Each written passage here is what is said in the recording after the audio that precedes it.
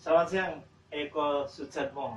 Selamat siang Bung Indro. Walaupun Gunung Kidul, saya pada edisi kali ini menghadirkan seorang sahabat saya, sahabat kita semua. Beliau adalah Eko Sujatmo, pegiat desa. Dia mendampingi beberapa desa di Indonesia. Beliau warga Gunung Kidul di Kecamatan Lipar, begitu, dan beliau gabung di perkumpulan Desa Lestari Indonesia, sebuah NGO yang ada di Jakarta dan di Yogyakarta dan beberapa kota-kota di Indonesia. Begitu Mas Eko ya. Ya, Terima kasih. Semoga pertemuan hari ini kita bisa membagi pengalaman dan pemahaman Mas Eko kepada teman-teman tentang desa, karena memang desa ini juga hari ini sangat penting sekali perannya dalam situasi, apalagi situasi pandemi COVID seperti ini. Harus bagaimana dan sebagainya itu nanti akan kita obrolkan. Tentu ngobrol-ngobrol yang asik sesuai dengan nama kita. Apa Mas? rubrik Apa itu? Ruang ngobrol asik. Ya, terima kasih. Ya, Mas Eko, ini situasi kayak ini sudah berjalan 1 tahun lebih. Kemudian sebelum ada pandemi ini, negara sudah memberikan penuh kewenangan terhadap desa, teman-teman desa, pemerintah desa, kades, dan saudara-saudaranya itu, termasuk BPD, Karang Taruna, dan PKK dan sebagainya, diberikan kewenangan penuh bagi orang-orang desa memiliki hak dan kewenangan. Saya ingin melihat sejauh ini sebelum ke sana, kemudian itu melihat situasi seperti ini, pandangan Bung Eko ini yang melintang di keluar masuk desa ini, desa-desa kondisi saat ini seperti apa. Artinya menyambut dari undang-undang desa dan segala dampak positifnya terhadap pertumbuhan desa itu sekarang sudah sampai di mana. Begitu. Oke, terima kasih Bung Indro. Pertanyaan yang sangat menarik, langsung membuat hangat suasana ini. Oh iya, memang panas ini Mas. Belum pasang AC kita. Sebelum ke sana Mas Indro, ya, kita paham bersama dan kita bukan hanya memahami tapi juga lebih pada mengalami ya situasi pandemi ini sangat berdampak pada banyak sektor gitu ya. Tetapi saya mulai memahami begini Bung Indro. Jadi pandemi COVID-19 ini kita harus pahami, dan saya memahami bahwa ini sebuah ancaman. Ini belum menjadi sebuah bencana. Sebentar, penting ini Ya. hal yang mendasar. Pandemi COVID, penyebaran virus COVID ini Ya. belum sampai pada bencana kebencanaan. Ya, ini menganut teori yang kami yakini bahwa di teori Hazard itu menyebutkan bahwa bencana akan terjadi kalau kemudian bertemunya antara ancaman dengan kerentanan dan rendahnya kapasitas.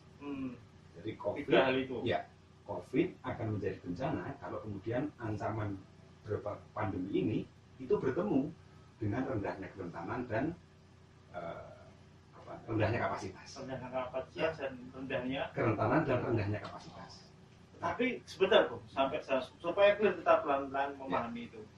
Tapi kalau bukan bencana, identik di bencana itu ada korbannya, ada orang meninggal, ada orang kena, terpapar, istilahnya apalah.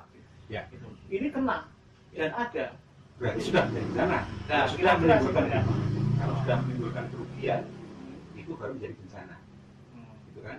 Karena begini, pandemi ini kan mengancam banyak hal, banyak sektor. Tidak hanya kesehatan ya, ekonomi terancam, keamanan terancam, sosial terancam. Tetapi yang kita lihat dari sisi kesehatan dulu ya, pandemi akan mengancam kesehatan, baik secara individu, manusia, keselamatan maupun ya. sebagai individu maupun sebagai masyarakat dalam komunitas atau komunal gitu kan. Padahal kesehatan merupakan kebutuhan yang sangat mendasar. Ya. Kebutuhan yang sangat mendasar, kebutuhan merupakan hak asasi manusia, dan itu sebenarnya harus diwujudkan oleh negara.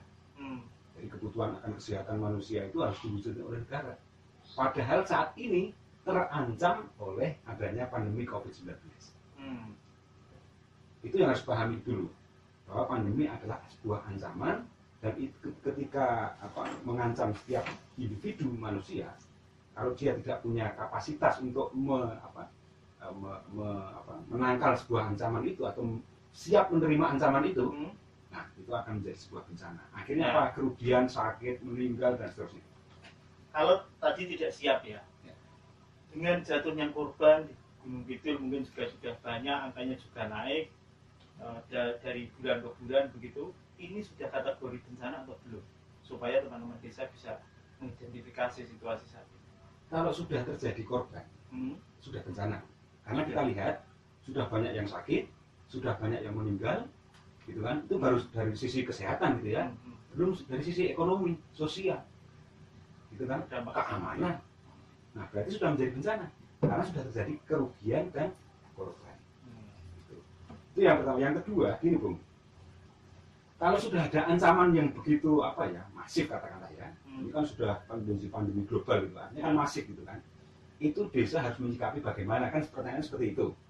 Desa harus menyikapi bagaimana, kemudian berdasarkan kewenangan yang ia miliki. Ya, sebentar, tapi sebelum ke sana, sebelum ada pandemi ini, tepatnya kira-kira 2014, kita belum mengenal COVID dan sebagainya, negara ini beruntung lah.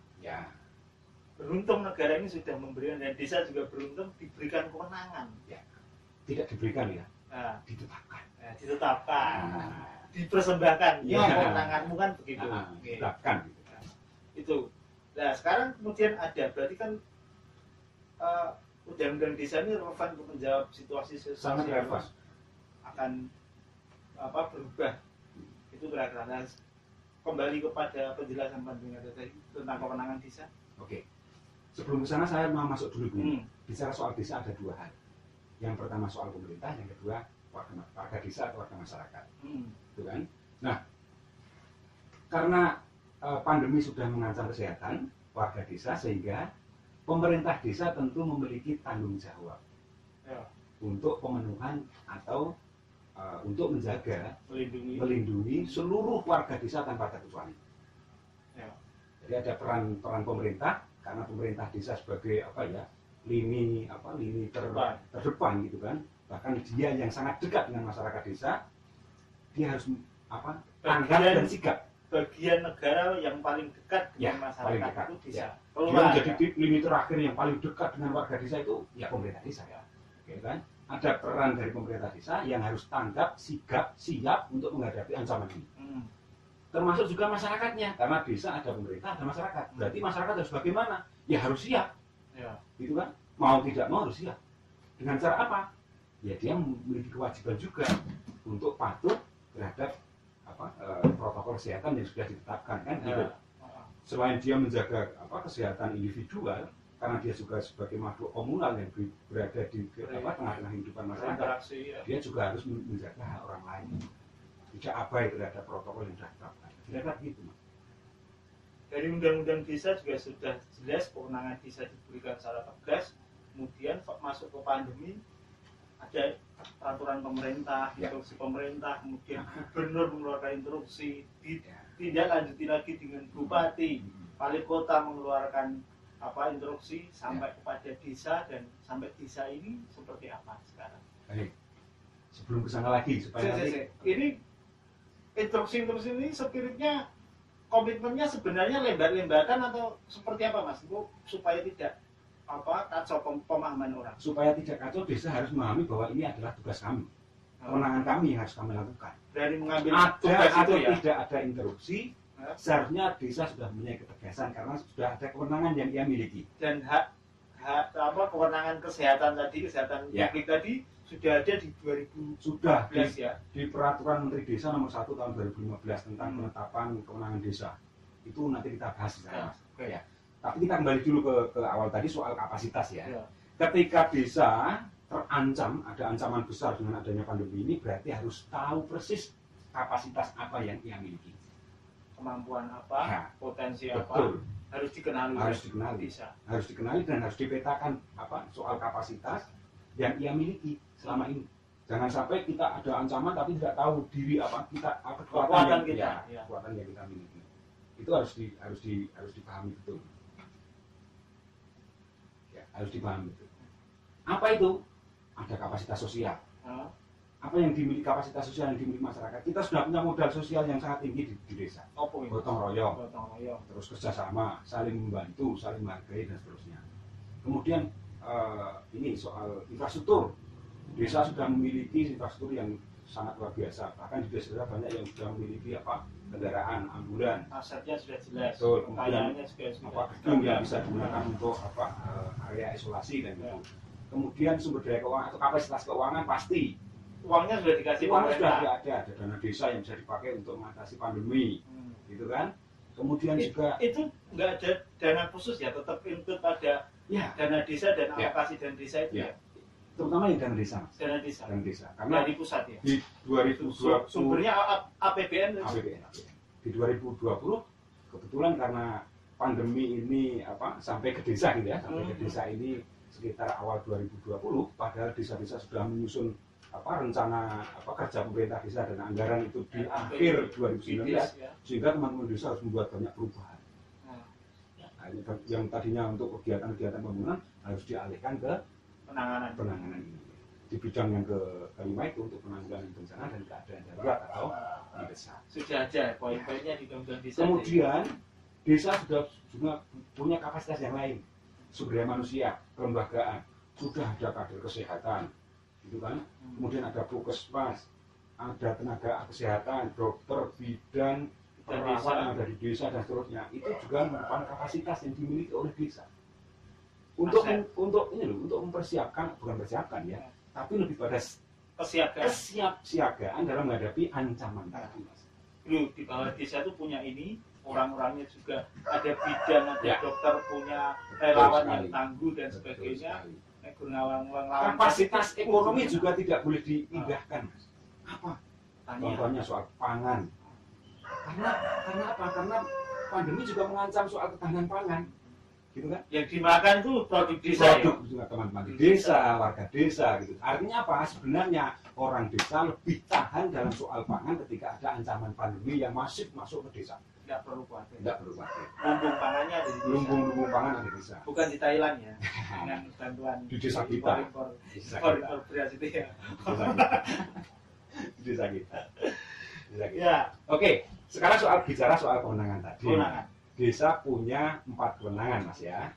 1, kewenangan berdasarkan hak asal usul, kemudian 2, kewenangan lokal berskala desa, kemudian kewenangan yang ditugas oleh pemerintah maupun pemerintah daerah, dan juga kewenangan yang ditugaskan oleh pemerintah pusat. Nah, di bidang yang kedua, soal kewenangan lokal berskala desa dibagi lagi, Mas, menjadi 4 bidang. Ya. Bahkan sekarang tambah 1. Di keempat bidang itu semua ada unsur kesehatannya, Mas. Jadi apa yang akan dilakukan oleh desa sebetulnya untuk menghadapi ancaman pandemi tadi, tidak hanya pandemi, Mas. Tapi kewenangan itu diberikan setelah ada pandemi atau sebelumnya? Sebelumnya sudah. Setelah ada undang-undang desa tahun 2014 disahkan itu, kewenangan sudah ada. Jadi ada atau tidak ada pandemi, dipertegas di PP tadi. Ada atau tidak ada pandemi, karena bicara soal kesehatan itu jangan bicara soal pandemi. Soal pilek dan flu ya, bukan hanya itu ya. TBC, demam berdarah, kemudian apa? HIV/AIDS, dan masih banyak lagi yang sebenarnya itu harus dipahami secara utuh. Ini menjadi kebutuhan dan tanggung jawab pemerintah desa untuk menjamin meningkatkan tingkat derajat kesehatan manusia atau warga desa. Kemenangan yang pertama apa? Soal penyelenggaraan pemerintahan desa. Di situ pemerintah desa bisa menetapkan desa sebagai desa dalam keadaan darurat ketika ada wabah penyakit seperti pandemi COVID-19 ini. Bisa ya? Bisa. Kemudian yang kedua, artinya menentukan bahwa wilayah skop desa yang saya pimpin, karena saya kades begitu ya, saya Pak Lurah begitu, menetapkan bahwa wilayah saya ini darurat dan sebagainya, punya kewenangan sudah diberikan di undang-undang itu ya. Tidak harus perlu menunggu instruksi gubernur, instruksi bupati, wali kota, tidak perlu ya. Ya, selama ini sebenarnya kewenangannya sudah ditetapkan. Artinya sudah punya, tanpa menunggu pun seharusnya kalau memang itu sudah keadaan yang darurat, boleh kepala desa menetapkan desa dalam keadaan darurat ketika ada wabah penyakit seperti pandemi COVID-19. Terus yang penting lagi, Bung, karena ada desa juga, saya menunggu perintah Bapak Bupati, saya menunggu perintah Bapak Gubernur, ini justru kemudian gerak desa itu jadi lambat. Ya, dampaknya lambat gitu, Ya. lambat. Jadi seolah-olah desa malah tidak siap kalau ada ancaman, padahal sebenarnya siap gitu kan. Nah, tinggal bagaimana menekan kerentanan tadi. Ya. Bagaimana kemudian ini menjadi gerakan masyarakat bersama, tapi tidak juga kita harus menghilangkan ini mas, keteladanan dan kepemimpinan seorang kepala desa untuk menggerakkan masyarakat ini, menerapkan 5M itu. Nah. Yang tidak kalah penting, kewenangan yang satu lagi masih di bidang penyelenggaraan pemerintahan mas. Ini nanti ada hubungannya dengan instruksi, isi instruksi dari ketiga lembaga tadi.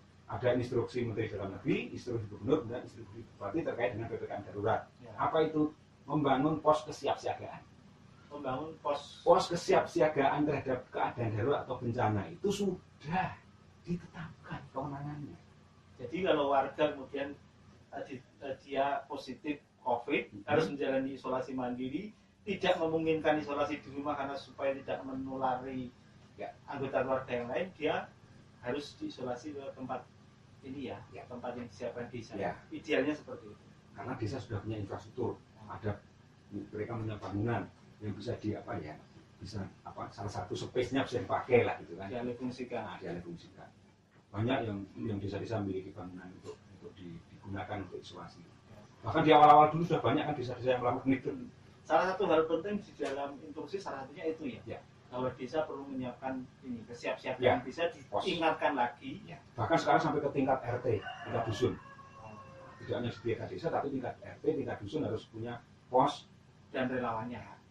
Di instruksi itu kan diperintah seperti itu mas, supaya membuat posko kesehatan itu sampai di tingkat dusun dan RT atau RW lah gitu. Minimal di tingkat dusun lah.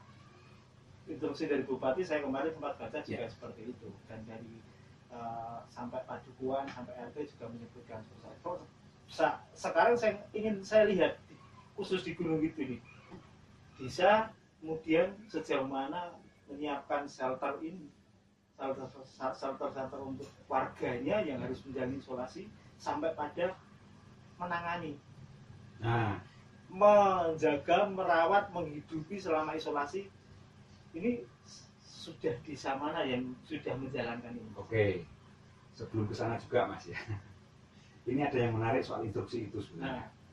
Nah, posko kesehatan di desa itu atau posko penanganan COVID ini kan, ini sebenarnya memiliki 4 ketugasan. Yang pertama itu terkait dengan pencegahan. Yang kedua penanganan, yang ketiga pembinaan, kemudian yang keempat dukungan. Nah, apa yang harus dilakukan ketika untuk mencegah terjadinya korban karena ada ancaman COVID sehingga supaya tidak terjadi korban orang sakit, orang meninggal dan seterusnya. Terus bagaimana? Pencegahan itu penting. Isolasi itu bagian dari pencegahan. Isolasi sudah menjadi bagian penanganan. Tapi mencegah warga supaya tidak terpapar. Diisolisir itu loh. Dalam satu wilayah, dalam satu ruang. Jadi pencegahan dengan cara apa? Ya tadi kita kembalikan lagi kewenangan kepala desa atau pemerintah desa untuk mencegah supaya tidak terjadi korban. Jadi apa? Misalkan sosialisasi PPKM darurat ini harus dipegang langsung oleh kepala desa. Hanya kendali sosialisasi itu harus satu pintu, mas. Ada praktek baik sebenarnya dilakukan di desa lain, tapi tidak di wilayah begitu. Ada di desa sebelah itu. Kabupaten sebelah ya. Itu sangat menarik, mas. Jadi mereka memiliki sistem yang bagus. Ketika memanfaatkan teknologi informasi, anak-anak muda, kader-kader kesehatan semua digerakkan. Unsur-unsur yang ada di masyarakat semua digerakkan untuk menghadapi ancaman ini. Data jangan lupa. Apalagi sekarang kita tidak bisa bertemu. Misalkan orang lapor sakit dan terusnya tidak harus bertemu, cukup dengan WhatsApp. Kemudian informasi dari desa harus satu pintu, mas. Misalnya soal instruksi ini harus disampaikan jelas dan gamblang oleh pemerintah dan masyarakat supaya apa? Tidak ada miskomunikasi.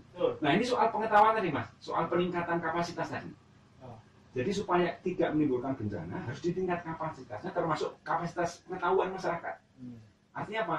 Supaya kalau ada satu informasi atau informasi yang jelas dari satu sumber, artinya pemerintah gitu kan, mengurangi hoax. Kita banyak sekali hoax. sehingga membingungkan masyarakat. Evakuasi harus diunsai sama masyarakat. Iya.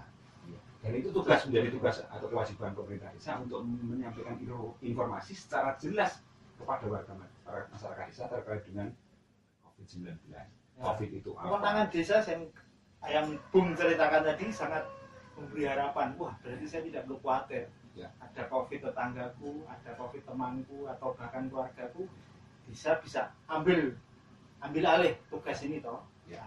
Kalau kemudian ada warga yang harus diisolasi di kabupaten lain, idealnya seperti apa?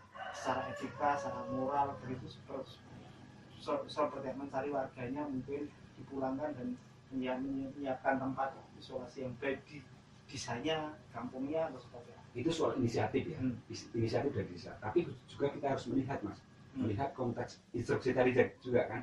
Ketika ada orang yang melakukan perjalanan dari luar kabupaten, provinsi atau daerah masuk ke desa, dia harus karantina selama 2x24 jam atau apa seperti itu kan. Nah biaya karantina disebutkan situ sekarang itu harus disediakan sendiri oleh pihak yang dikarantina. Jadi bukan pemerintah desa, ya mandiri. Kemudian termasuk yang, tetapi begini mas, ini kan sebuah aturan. Kita kembali kepada kekuatan desa tadi, ya soal kapasitas. Soal kapasitas, bahwa kita sudah memiliki modal sosial untuk saling menolong, saling membantu. Kalau zaman dulu ya, sebelum pandemi kita kalau ada tetangga kita yang masuk rumah sakit, pasti kita pilihan kan, truk pakai bis, pakai truk dan seterusnya. Nah, di situ kita kumpulkan duit kan untuk transportasi, kemudian support atau tinggalan untuk membantu mereka. Itu bisa dialihkan mas. Jadi kalau ada warga yang isolasi mandiri, yang dulu biaya-biaya yang kita kumpulkan untuk transportasi dan membantu biaya rumah sakit, kita alihkan untuk kebutuhan pokok selama. Dan praktek-praktek itu sudah dilakukan di desa-desa sekitar kita, khususnya di Gunung Kidul. Luar biasa.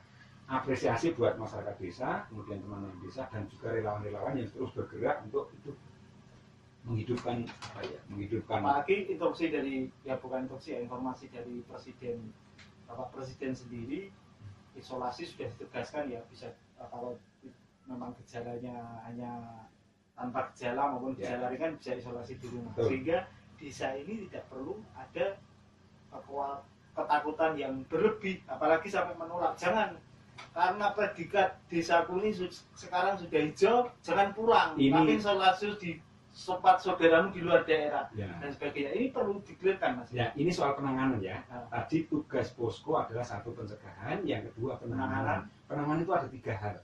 Yang pertama testing, yang kedua tracing, kemudian yang ketiga treatment. Tracing, yang pertama tracing ya, tracing dulu. Ketika sudah ada warga masyarakat yang bergejala, itu kan harus kemudian supaya melakukan tes kan. Nah itu soal yang penanganan tracing. Kemudian yang kedua tracking. Nah, ketika ada yang kontak erat dengan orang yang sudah positif, dia kan harus melakukan karantina dulu mas. Nah, karantina dulu selama 2x24 jam. Kemudian dia melakukan tes dulu, swab misalkan. Kalau hasilnya negatif, tidak boleh keluar dulu, karantina dulu selama 5 hari, kalau tidak salah ya, selama 5 hari. Nah setelah 5 hari, karena ini masa inkubasi virus katanya ya, karena bicara soal virus saya tidak terlalu, tapi menurut isu itu kalau ada pasien seperti itu atau orang seperti itu, kemudian dia melakukan karantina, kemudian tes dulu, kalau hasilnya negatif tes dulu, karantina lagi, nah, baru kemudian tes lagi, kalau hasilnya negatif baru bebas dari karantina. Nah, kemudian yang ketiga treatment. Kalau sudah orang positif, kemudian sakit, gejalanya berat, baru kemudian kerjasama dengan puskesmas. Nah, puskesmas itu juga menjadi ujung tombak ketika dia sudah terjadi kasus gejala. Ya. Orang yang terpapar dan memiliki gejala. Kalau kemudian ada orang yang kontak erat dengan mereka yang yang positif, apalagi bergejala berat, dia juga harus melakukan tes supaya nanti hasilnya. Nah, informasi-informasi seperti ini harus jelas, mas. Harus terbuka, harus jelas dilakukan oleh pemerintah desa. Karena bukan relawan ya, tapi satgas yang ada di desa itu banyak. ada pemerintah desa, ada BPD, ada Babin Kamtibmas, ada Babinsa, ada kader kesehatan, ada PKK, Karang Taruna, dan semuanya terlibat, RT, RW dan seterusnya. Sebenarnya dari sisi SDM Sudah luar biasa. Jadi tugas kepala desa, tinggal saya melihat ya, masih ada keraguan bagi beberapa lurah, ya, kepala desa ini keraguan untuk melangkah ini tak eksekusi atau tidak, ini tak salah atau tidak, menunggu perintah bapak atasan saya dan sebagainya. Kira-kira seperti itu pandangan pengamatan yang bahasa sederhananya tinggal kepala desa tinggal mengorkestrasi, mengorkestrasi semua kekuatan atau kapasitas yang sudah ada tadi. Yang ada di desa. Ya. Kemudian yang ketiga, kalau tadi sudah ada pencegahan, kemudian penanganan, kemudian yang keempat soal dukungan. Nah, dukungan pemerintah untuk menangani COVID ini. Apa itu dukungannya? Salah satunya adalah dukungan kebijakan. Ya, desa punya kebijakan atau memiliki kewenangan untuk menetapkan kebijakan atau peraturan di tingkat desa. Misalkan peraturan desa tentang kesehatan desa. Tidak hanya bicara COVID, tapi bicara soal kesehatan yang holistik gitu loh, yang menyeluruh gitu. Tidak hanya bicara soal, karena kesehatan masyarakat kan ancamannya tidak hanya COVID seperti yang kita bahas di awal tadi kan. Apa contohnya Mas kebijakan kebijakan desa yang ada sebutkan tadi, bisa membuat apa? Bisa membuat peraturan desa yang itu misalkan tadi membuat pos kesehatan desa. Ya. Kemudian gerakan perilaku hidup bersih dan sehat, gerakan masyarakat sehat, kemudian posko kesehatan desa, gitu kan? Ya. Posyandu, lansia, balita, dan sebagainya, pemberi makanan tambahan, dan seterusnya. Itu salah satu kewenangan yang dimiliki desa, dan itu bisa dianggarkan di APBD. Dukungan, jadi dukungan kebijakan, dukungan anggaran jelas. Di bidang yang kelima itu, bidang penanggulangan bencana, keadaan darurat dan mendesak itu bisa. Jadi kalau misalkan ini juga menyediakan bahan makanan pokok untuk warga yang sudah isolasi mandiri dan seterusnya, itu boleh dianggarkan di situ kan? Artinya pengalian kebijakan agar terfokus ke penanganan COVID itu untuk yang kami sebutkan tadi loh, banyak tadi. Iya, banyak ya. Dan paling tidak menunda dulu kegiatan-kegiatan yang tidak perlu. Betul, bahasanya adalah refocusing anggaran. Ketika anggaran dulu sudah direncanakan jauh hari untuk kegiatan yang lain, ya terpaksa fisik misalnya ya. Untuk fisik kita tunda dulu. Jadi pemerintah desa dan masyarakat juga harus paham betul ketika ada anggaran yang dialihkan untuk penanganan sesuatu untuk BLT, kemudian beli alat kesehatan, kemudian juga pemberian sembako dan seterusnya. Itu kan sudah relawan untuk. Ada yang menarik juga di desa sebelah tadi atau di kabupaten sebelah tadi. Ini bicara soal kapasitas masyarakat tadi, Mas. Jadi kan masyarakat desa itu juga ada orang yang rezekinya berlebih gitu kan. Nah itu kan bisa dimobilisasi oleh pemerintah desa sepanjang ada kepercayaan gitu loh. Kepercayaan antara warga dengan pemerintah. Ketika pemerintah itu bisa dipercaya untuk menangani donasi warga misalkan, warga yang punya rezeki lebih, itu kan luar biasa. Bisa untuk menolong tetangga atau sesama warga desa yang terkena musibah. Solidaritas. Yang keempat tugasnya adalah pembinaan. Pembinaan juga penting. Siapa yang harus membina? Ya tadi pemerintah desa harus membina masyarakat. Gitu kan? Harus bersama-sama bahwa perspektifnya supaya baik tentang pandemi, ketertiban, keamanan. Karena tadi ancaman tadi ketika sudah menjadi bencana, gitu kan? Yang mengancam kan sektor lain juga terancam juga. Keamanan dulu di awal-awal dulu kan pernah terjadi terganggu keamanan di lingkungan desa karena itu harus masuk, pemerintah desa harus ada di situ. Termasuk tadi yang saya sampaikan bahwa penyampaian informasi terkait PPKM darurat ini harus jelas gamblang disampaikan oleh satu pintu pemerintah desa atau satgas yang sudah dibentuk tadi kepada masyarakat. Supaya persepsinya tidak gitu.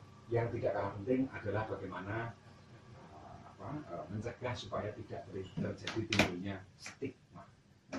Karena ketika sudah ada orang yang tadi terpapar gitu kan, kemudian kan ada stigma, Mas, berarti ini orang yang punya korban kan, orang dipandang sebelah mata gitu kan, seolah-olah dia yang membawa penyakit gitu kan dan seterusnya. itu harus dihilangkan stigma seperti itu. Karena dengan adanya stigma yang jelek itu semangat atau kohesi sosial akan runtuh. Itu berbahaya. Oke Mas Eko, tidak terasa sudah 25 menit kita bicara di sini. Wah, orang kosong Mas. Orang kosong. Oh, iya. Sampai lupa kopinya ya. Sampai lupa, boleh diminum dulu Mas.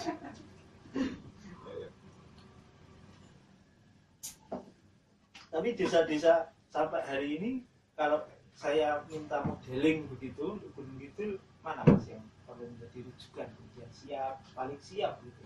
Kan jenengan pegiat desa yang keluar masuk desa satu, desa yang lain mengamati. Yang paling siap, wah ini desa ini Pak Kadesnya inisiatif buat tempat isolasi mandiri untuk warganya dan sebagainya. Ada tidak? Saya tidak bisa menyebut 1-2 ya Mas.